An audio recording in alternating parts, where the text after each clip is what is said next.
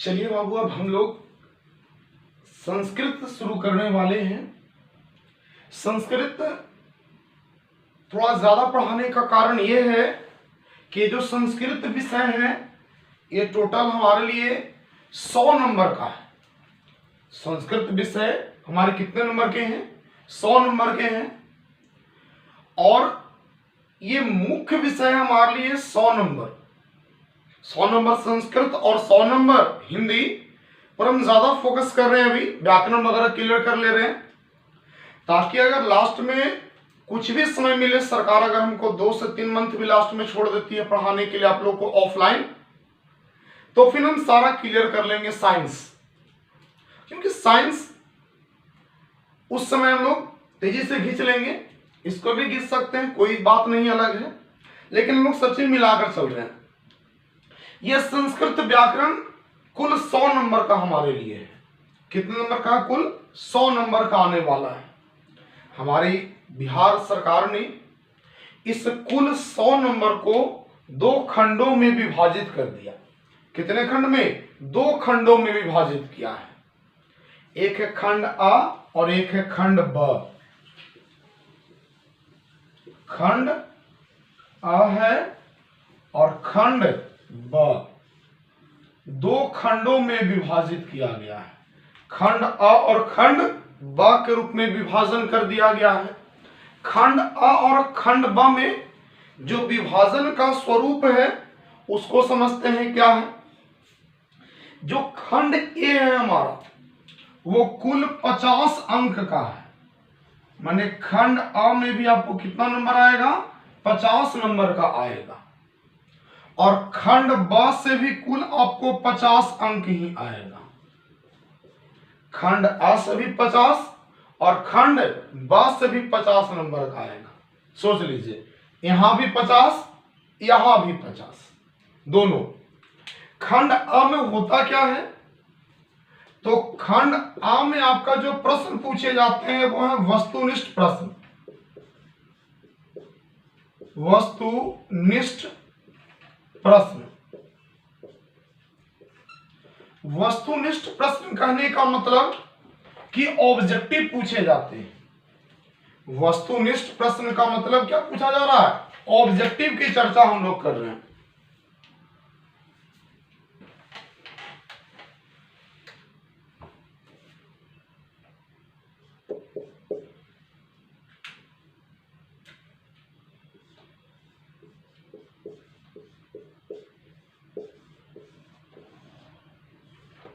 वस्तुनिष्ठ प्रश्न ये टोटल आपको इसकी संख्या कुल होगी 50 गो क्वेश्चन होगा। ये जो 50 क्वेश्चन होगा इसको हम 2 भागों में विभाजित कर लेंगे। 50 अंकों के ऑब्जेक्टिव को कितने भागों में बांटेंगे? 2 भागों में बांटेंगे। 25 को जो हमारा वस्तुनिष्ठ होगा वो हमारा पाठ्य पुस्तक से होगा। जो हमारा पाठ्य पुस्तक होगा संस्कृत का, उससे कुल हमें आएंगे 25 अंक के ऑब्जेक्टिव। पाठ्य पुस्तक में हमारा कितना ऑब्जेक्टिव आएगा? 25 नंबर का ऑब्जेक्टिव आएगा पाठ्य पुस्तक से। और जो व्याकरण होता है, संस्कृत जो व्याकरण हमारा है, इससे भी कुल आपका 25 नंबर का ही प्रश्न आएगा। संस्कृत व्याकरण से भी कितना आएगा? 25 नंबर का। और संस्कृत के किताब से भी कितना आएगा? 25 ही नंबर का प्रश्न आएगा। माने 25 यहां से भी 25, यहां से भी 50 नंबर। पाठ्य पुस्तक में हम लोगों को 2 किताब पढ़ने हैं। उन दोनों में जितने लेसन हैं उन सभी लेसन्स को अगर हम मिला देते हैं तो उन लेसन का ऑब्जेक्टिव 25 को आएगा। अब बाकी बचा व्याकरण खंड। तो व्याकरण में जो 25 नंबर आएगा वो कहां से आएगा? हमारा सवाल हम लोग को है कि जो व्याकरण हमारा है उसमें हमको कह रहा है कि संस्कृत व्याकरण में आएगा कितना? 25 नंबर का। तो इस 25 नंबर में कौन कौन सा टॉपिक हमको मुख्य रूप से पढ़ना है, ऐसे कितने टॉपिक हैं, ऐसे कौन कौन से टॉपिक हैं जो हमें संस्कृत व्याकरण के 25 नंबर में आने वाला है। कितना नंबर में आने वाला है? संस्कृत व्याकरण के 25 नंबर में आने वाला है। देखिए सिलेबस बहुत इजी है, अगर ध्यान से देखा जाए तो कुछ नहीं है हम लोग का सिलेबस। संस्कृत व्याकरण में हमें ऐसा मानना है कि 7 गो टॉपिक है। कितना टॉपिक है? 7 टॉपिक है जहां से हमें एग्जाम में प्रश्न आते हैं। सबसे पहला टॉपिक का नाम है उपसर्ग। सबसे पहला टॉपिक होने वाला उपसर्ग, ये आता है आपका 2 नंबर का। उपसर्ग क्या नंबर का आएगा? 2 नंबर का आएगा। उपसर्ग के बाद जो होता है वो होता प्रत्यय।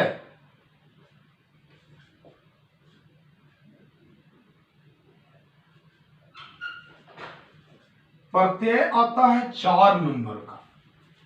उपसर्ग के बाद कौन आता है? प्रत्यय। ये क्या नंबर का आएगा? 4 नंबर के आएगा। इसके बाद आता है शब्द रूप। शब्द रूप ये भी कुल 4 नंबर का आएगा। शब्द रूप क्या नंबर का आएगा? 4 नंबर का आएगा। शब्द रूप के बाद आता है बाबू धातु रूप। शब्द रूप के बाद कौन आएगा? धातु रूप। ये कुल आएगा 3 नंबर का। उपसर्ग 2 नंबर का, प्रत्यय 4 नंबर का, शब्द रूप 4 नंबर का, धातु रूप 3 नंबर का। धातु रूप 3 नंबर का।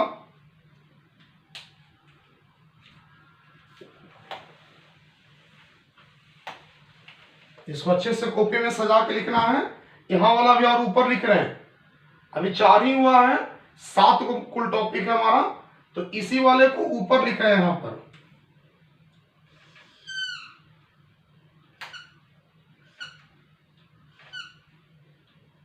ठीक, पहला कौन हुआ? उपसर्ग हुआ। उपसर्ग आपका कै नंबर का? 2 नंबर का। प्रत्यय कितना नंबर का? 4 नंबर का। शब्द रूप कै नंबर का? 4 नंबर का। धातु रूप कै नंबर का? 3 नंबर का।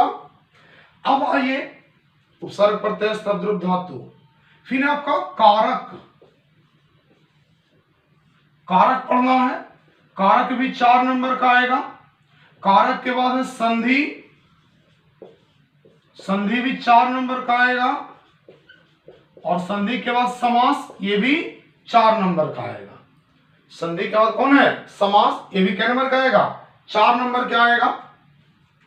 उपसर्ग, प्रत्यय, शब्द रूप, धातु रूप, कारक, संधि और समास। देखते हैं टोटल नंबर। 4 2 6, 6 4 10, 10 3 13, 13 4 17, 17 4 21, 21 4 25। इसी में कभी कभी आगे पीछे करके पर्यायवाची शब्द भी दे देता है और उल्टा शब्द को भी लाता है। ये खाली तीनों में से कुछ कुछ नंबर काटेगा। मान लीजिए एक नंबर तीनों में से गायब कर दिया, ठीक, 3 नंबर के पूछ करके और क्या पूछ सकता है आपका? उल्टा शब्द भी पूछ सकता है और पर्यायवाची शब्द पूछ सकता है। उल्टा शब्द और पर्यायवाची शब्द भी पूछ सकता है आप लोगों से। ऑब्जेक्टिव में आ सकते हैं, लेकिन हमारा सिलेबस इतना ही है। सिलेबस में ये 7 ही टॉपिक 10th के ऑब्जेक्टिव में आएगा, इतना ही नंबर। तो जो वस्तुनिष्ठ प्रश्न का जो हमारा कुल टोकरी था खंड अ में, खंड अ वस्तुनिष्ठ प्रश्नों का होता है। कुल मार्क्स कितने का है? 50 का। इसको 2 स्वरूप में बांट दिया गया है। पहला जो इसका स्वरूप है वो है हमारा पाठ्य पुस्तक। पाठ्य पुस्तक से 25 नंबर के क्वेश्चन आएंगे। और जो संस्कृत व्याकरण हमारी पुस्तक है, पुस्तक में आपके पास संस्कृत सहचर है या संस्कृत संबोधनी है, वहां से कुल 25 नंबर आएगा।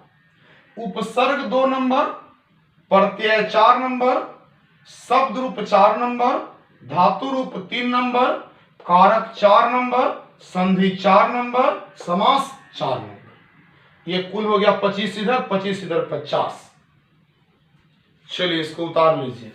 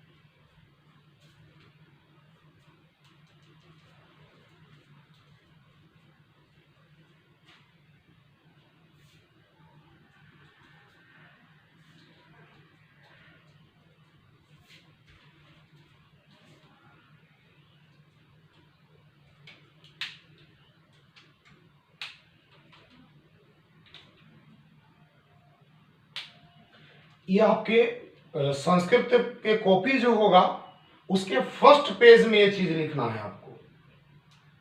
इसको कहाँ लिखना है? कॉपी के एकदम फर्स्ट पेज में इसको नोट करना है।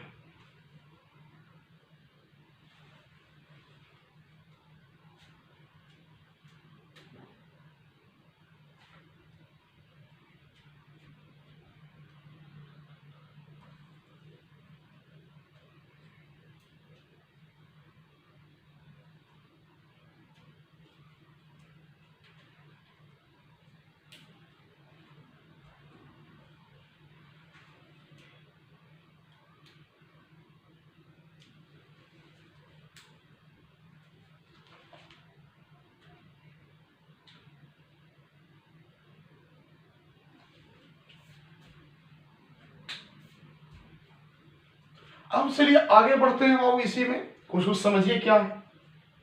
पाठ्य पुस्तक तो जब आप पढ़िएगा तो उसमें से ऑब्जेक्टिव बन ही जाता है, इजी हो जाता है। वो मुख्य रूप से जो मेन हमारे लिए टॉपिक हार्ड होता है संस्कृत, वो यही 25 नंबर ऑब्जेक्टिव उठाना टफ है।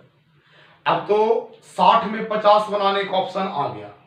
पहले था कि 50 में 50 ही, लेकिन अब 60 क्वेश्चन में कितना बनाना होता है? 50। ये इन साल लॉकडाउन में किया था, लेकिन वो परमानेंट नहीं, परमानेंट यही था तरीका, इसलिए हम इसी को लिखे हैं। 60 में 50 बनाने वाला सिस्टम भी अब आ गया है, लेकिन हमें उससे कोई मतलब नहीं है।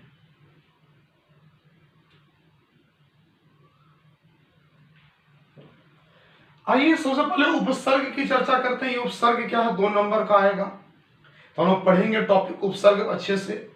उपसर्ग का मतलब कि जो किसी शब्द के आगे लग के उसका अर्थ बदल देता है।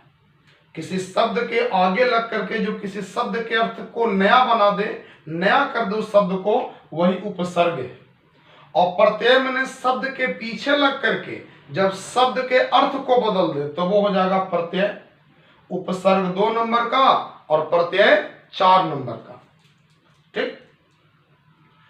इसके बाद शब्द रूप है बाबू। शब्द रूप पहले भी पढ़े होंगे और हम लोग फिर शुरू करेंगे। सबसे पहला टॉपिक है, शब्द रूप ही चालू होता है। संस्कृत व्याकरण का सबसे पहला टॉपिक है शब्द रूप। अगर शब्द रूप हम लोग नहीं जानेंगे तो कुछ नहीं जानेंगे हम लोग, सोच लीजिए। तो सबसे पहला टॉपिक होता है यह शब्द रूप। यहां पर हम लोग, ऐसे तो शब्द रूप बहुत ज्यादा है, लेकिन हम लोग मुख्य रूप जो प्रमुख जो मेन 10 गो है, उस मेन 10 गो को हम लोग पढ़ लेंगे। ठीक। जैसे बालक शब्द रूप, विश्वप्पा शब्द रूप, लता शब्द रूप, मुनि शब्द रूप। ठीक। ये जो मेन है, अस्मद, युष्मद, तत्, ये कुछ 10 हम इसमें गेसिंग करके पढ़ लेंगे, जिसका हमको काम आना है। क्योंकि संस्कृत एक ऐसा विषय है जो आप 8वां 9वां 10वां ये 3 साल पढ़िएगा। 3 साल के बाद फिर जिंदगी में कभी दर्शन नहीं होगा आपका। कब दर्शन होगा इस संस्कृत का? तो जब आपका ब्याह हो रहेगा तब, शादी के समय खाली पंडित जी मंत्र पढ़ेंगे, तुमको नहीं पढ़ना है, पंडित जी पढ़ेंगे। तो ये हाल है। तो संस्कृत पर बच्चे विशेष ध्यान देते नहीं हैं, तो हमें शॉर्ट करके पढ़ाना पड़ता है, ताकि लोड अगर ज्यादा होगा तो बच्चा नहीं पढ़ पाएगा। लोड को कम करेंगे तब पढ़ेगा ना। तो 10 या 12 शब्द रूप पढ़ा देंगे। जो मेन शब्द रूप है 10 या 12, उनको क्लियर करेंगे इसमें। शब्द रूप के बाद आता है धातु रूप। ठीक। ये कौन है? धातु रूप। अभी आप किताब अगर हम देखें तो इसको सुबंत प्रकरण देता है, इसको तिरंत प्रकरण नाम देता है। हम लोग धातु रूप बोल रहे हैं इसको। धातु रूप माने टेंस। धातु रूप माने अंग्रेजी में टेंस, हिंदी में काल, और संस्कृत में यही धातु रूप है, जिसको आप अंग्रेजी में किस नाम से पढ़े हैं? टेंस के नाम से। आप हिंदी में काल के नाम से पढ़ते हैं, उसी को संस्कृत में धातु के नाम से पढ़ते हैं। यहां पर हम धातु रूप में लकार की चर्चा करेंगे, लट लकार की चर्चा करेंगे, लोट लकार की चर्चा करेंगे, लंग लकार की चर्चा करेंगे, लिट लकार की चर्चा करेंगे, विधिलिंग लकार की चर्चा करेंगे। इन लकारों के बारे में पढ़ेंगे। यहां से 3 नंबर का क्वेश्चन ऑब्जेक्टिव आएगा। फिर है कारक प्रकरण। कारक प्रकरण में हम लोग कर्ता ने कर्म को, करण से, संप्रदान को, क्रियापदान, सुधाई, ये वाला जो आप याद किए होंगे, पर नहीं तो हम लिखवा के पूरा याद भी कराएंगे। लेकिन इतने से काम नहीं चलेगा। इसमें सब कारक को पढ़ना है। कर्ता कारक क्या है, कैसे हम काम करेंगे, कर्ता कारक में सूत्र पढ़ेंगे, कर्मणि प्रथमा, ठीक, उक्ते कर्मणि प्रथमा, कई प्रकार के यहां पर सूत्र आएंगे जिसको हमें पढ़ना है। फिर आपका द्वितीय पढ़ेंगे कर्म कारक, ठीक, कर्ता का कर्म आता है, कर्मणि द्वितीया, उभते अभिता परता सर्वता योगी द्वितीया, ऐसे करके फॉर्मूला पढ़ेंगे, सब सूत्र। और ये जो शब्द रूप हमारा है, धातु रूप और कारक, ये जब तीनों हमारा क्लियर रहेगा तब हमसे अनुवाद बनेगा।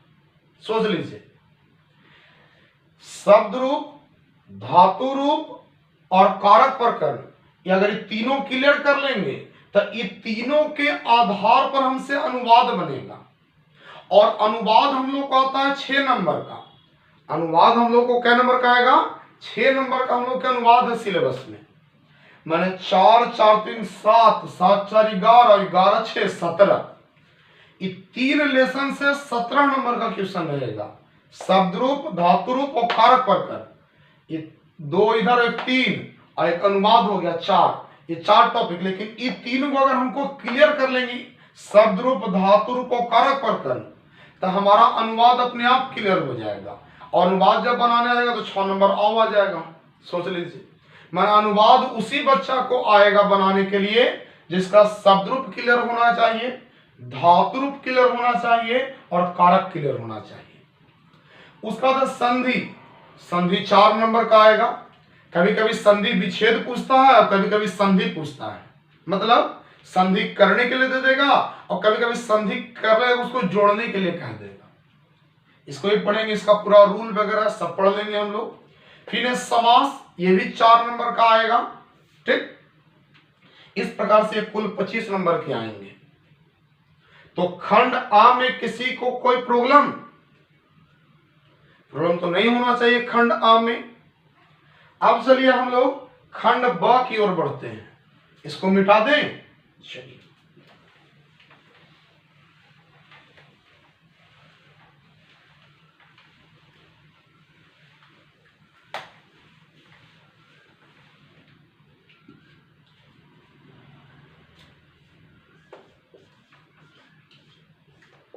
खंड ब, खंड ब में जो आता है बाबू, उसको कहते हैं विषय निष्ठ प्रश्न। विषय निष्ठ प्रश्न, इसका मतलब कि ये प्रश्न आपको लिखना है। अब अभी तक था ऑब्जेक्टिव प्रश्न, जिसको गोल गोल रंगना था हमको, जिसको क्या करना था, गोल गोल रंगना था, जिसके लिए हम लोगों को कोई एक्स्ट्रा काम नहीं, बस क्वेश्चन पढ़ना था और आंसर बनाना था, यही 2 काम था।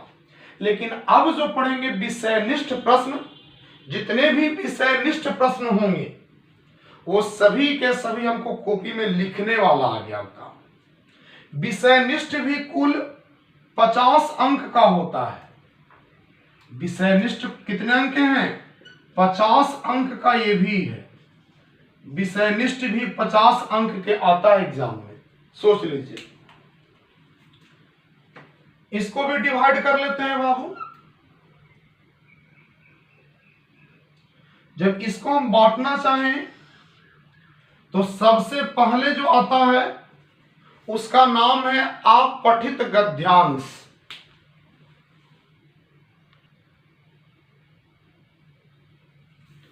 सबसे पहले जो आता है वो क्या है, अपठित गद्यांश।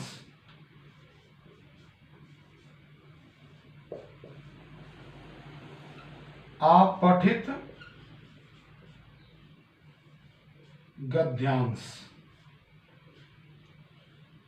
अपठित गद्यांश का मतलब कि वैसा कोई टॉपिक जिसको हम पढ़े नहीं है।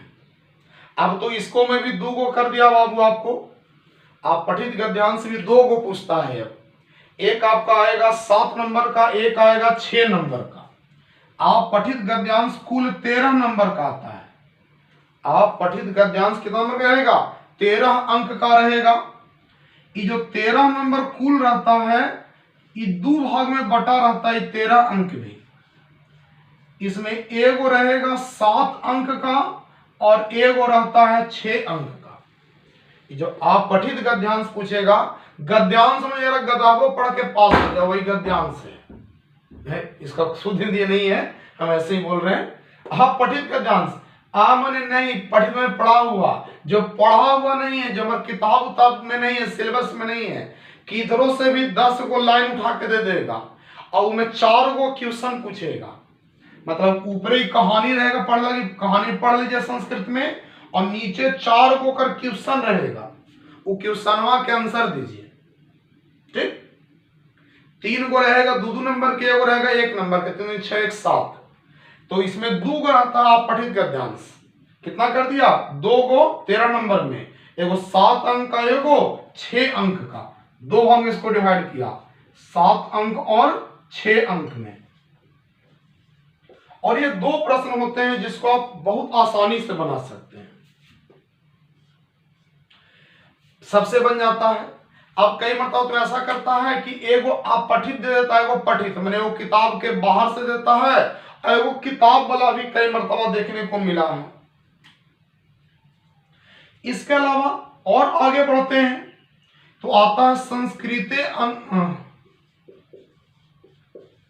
आवेदन, आवेदन पत्र आता है बाप, आवेदन पत्र आएगा आपको, या फिर पत्र लेखनम,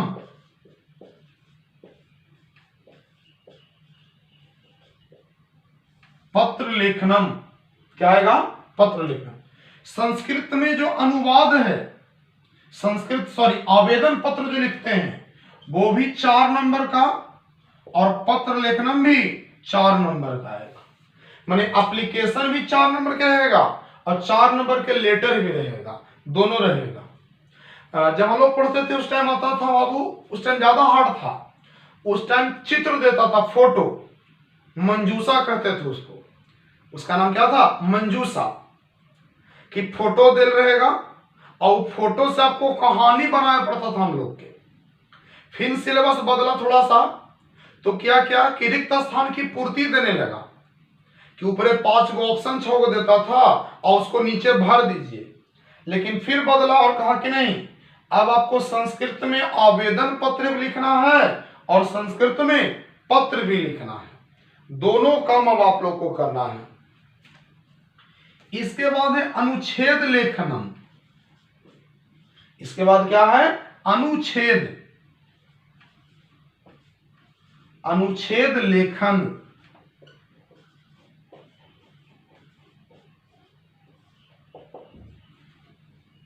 अनुच्छेद लेखन, ये आपका अनुच्छेद लेखन 7 नंबर का एग्जाम में आता है।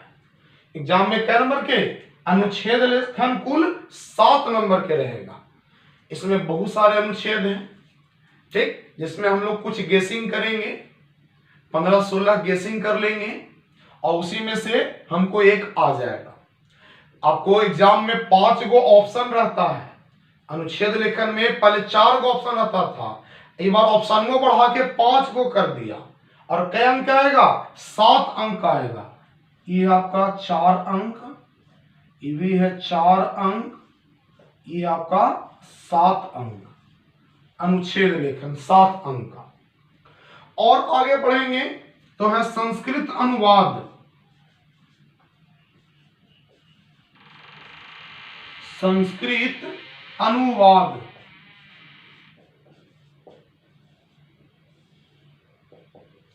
ये जो संस्कृत अनुवाद है ये आपका कुल 6 अंक का रहेगा। कितना अंक आएगा? 6 अंक का आएगा। 10 गो क्वेश्चन रहता है और उसमें 6 गो बनाना रहता है। 10 में कितना बनाना रहता है? 6 बनाना रहता है। 10 में 6, हम लोग के टाइम में रहता था 15 में 8 समथिंग बना हुआ था, 15 में 10 लगता था बनाना हम लोग के टाइम में। लेकिन अब क्या है कि 10 में 6 आपको बनाना है। 10 गो में कै गो? 6 गो बनाना होगा आपको। इसके अलावा अब जो क्वेश्चन लास्ट में एक आता है बाबू, ये सबसे बड़ा मार्किंग है, ये कुल 16 अंक का रहता है। कई अंक का रहता है? 16 अंक का रहता है। इसका नाम है पठित गद्यांश। पठित गद्यांश। पठित गद्यांश में रहता क्या है? तो लघु उत्तरीय प्रश्न रहता है। क्या रहेगा? लघु उत्तरीय प्रश्न। लघु उत्तरीय प्रश्न।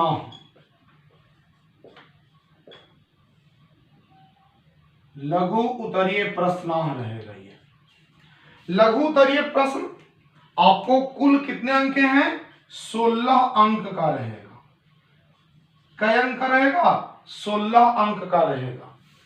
इसमें करना क्या है आपको? बहुत इजी है। इसमें लगभग आपका 15 क्वेश्चन रहता है। कितना क्वेश्चन रहेगा? लगभग 15 क्वेश्चन रहता है और उस 15 में से 8 को बनाना रहता है। 15 में से क्या बनाना रहता है? 8 को। माने 16 जो अंक है वो 8 गुने 2 रहता है। 8 क्वेश्चन बना रहेगा, प्रत्येक क्वेश्चन 2 नंबर का, तो 8 दूनी 16। देखिए जोड़ देते हैं, क्या नंबर हुआ टोटल?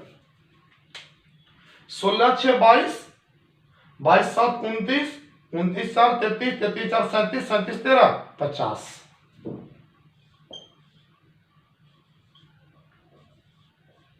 माने आप पठित गद्यांश 13 नंबर का आएगा। खंड ब में जो कॉपी में सब लिखना रहेगा एग्जाम में आपको 13 नंबर का रहेगा। आप पठित गद्यांश उसमें 2 गो रहता है, एगो 7 अंक रहेगा, एगो 6 अंक रहेगा।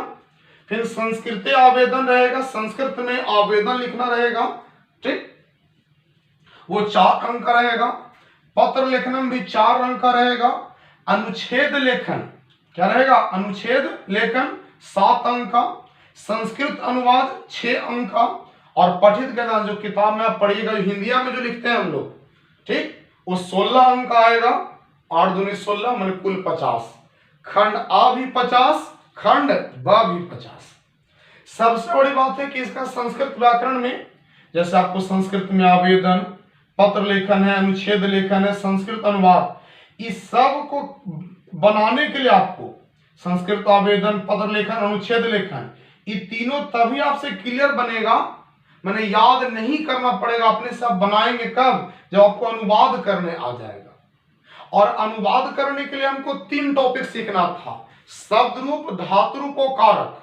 शब्द रूप, धातु रूप और कारक, ये 3 लेसन पढ़ेंगे, तब आ जाएगा संस्कृत अनुवाद बनावे। और जब संस्कृत अनुवाद बनावे आ जाएगा तो अनुच्छेद लेखन, पत्र लेखन और संस्कृत आवेदन ये अपने आप आ जाएगा।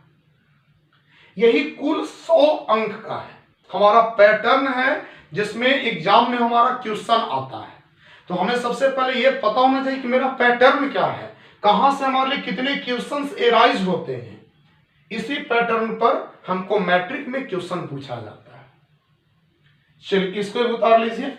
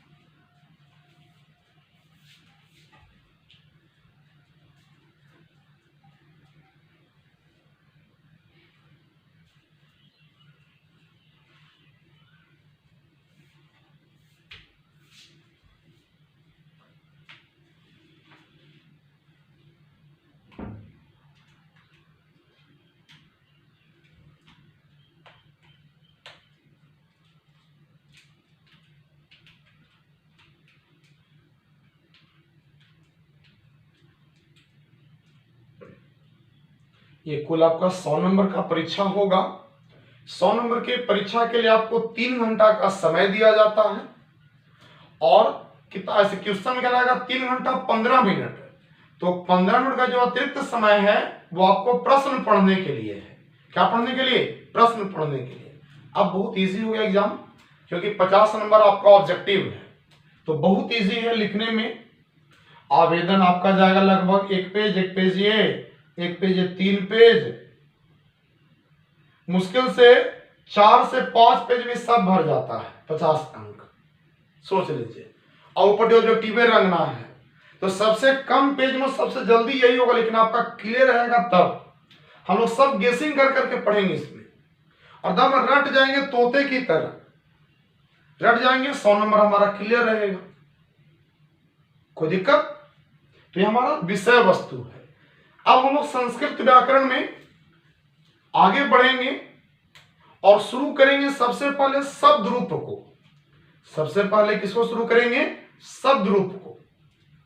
गौर कीजिएगा, हम लोग 2 काम करेंगे। जैसे व्याकरण, अब बोले सर 1 घंटा का वीडियो डाले, तो अगर 1 घंटा हम लगातार व्याकरण पढ़ाएंगे तो एक दिन तो पढ़ा सकते हैं, लेकिन वो अगला दिन पूरा कंठस्थ क्लियर होना चाहिए। तो हम लोग व्याकरण धीरे धीरे चलता है, तो एक साथ 2 टॉपिक शुरू करना पड़ेगा, एक साथ 2 टॉपिक लेकर चलना पड़ेगा। या फिर ऐसा कर सकते हैं कि संस्कृत का भी एक वीडियो डालना पड़ेगा कम मिनट का, और हिंदी का भी एक वीडियो कम मिनट का डालना पड़ेगा, दोनों मिलाकर चलना पड़ेगा। जैसा कि शब्द रूप दिए, तो एक दिन में एक देंगे बालक शब्द रूप, बालक शब्द रूप दे दिए कि चलिए इसको याद कर लीजिएगा, और भी कुछ समझा दिए टर्म्स। तो ये 2 तरीका से हम लोग इसमें काम कर सकते हैं। कोई दिक्कत? चलिए, तो हम लोग शुरू करेंगे नेक्स्ट क्लास में अब संस्कृत का व्याकरण, और उसी को अच्छे से पढ़ेंगे। अगर संस्कृत व्याकरण में धातु प्रकरण और कारक प्रकरण, ठीक, और आपका शब्द रूप, ये 3 पढ़ लिए, तो 3 पढ़ने से बहुत फायदा है। कारक प्रकरण 4 नंबर का, धातु रूप 3 नंबर का, शब्द 4 नंबर का, तो 4 4 8 3 11 उधर, 11 6 17 7 17 7 24 28 4 32, माने 32 नंबर एक बार में क्लियर हो जाएगा। 3 लेसन पढ़ेंगे तो 32 नंबर क्लियर कर सकते हैं, सोच लीजिए। इसलिए वो तीनों बहुत जरूरी है, 100 में 32 क्लियर कर सकते हैं। चलिए, तो हमें आशा है कि आपको कोई दिक्कत नहीं हुआ होगा, और ये पूरा का पूरा क्या हुआ होगा, आपको अच्छे से समझ में आया होगा।